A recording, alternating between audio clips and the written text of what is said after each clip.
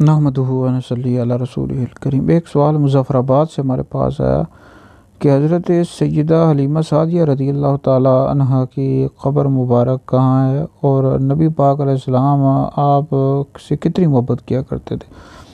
حضرت سیدہ حلیمہ سعدیہ رضی اللہ تعالیٰ عنہا نبی کریم علیہ السلام کی رضائی والدہ ہیں، اور آپ علیہ السلام نے آپ کا دودھ بھی پیا ہے، آپ کی رضائی والدہ بھی ہیں، اور نبی کریم علیہ السلام کی صحابیہ بھی ہیں۔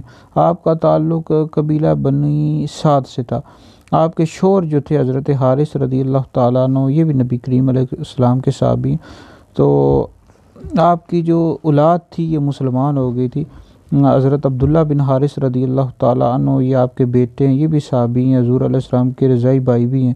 اور آپ کی دو بیٹیاں تھیں، حضرت انیسہ بنت الحارث، حضرت جرامہ بنت الحارث، جو شیمہ کے نام سے مشہور ہیں، اور یہ بھی حضور علیہ السلام یہ بھی صحابیہ ہیں، دونوں بہنیں۔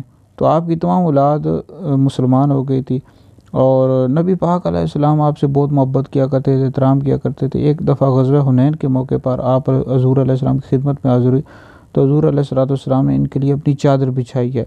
تو آپ کی جو قبر مبارک ہے جنت البقیع شریف میں ہے۔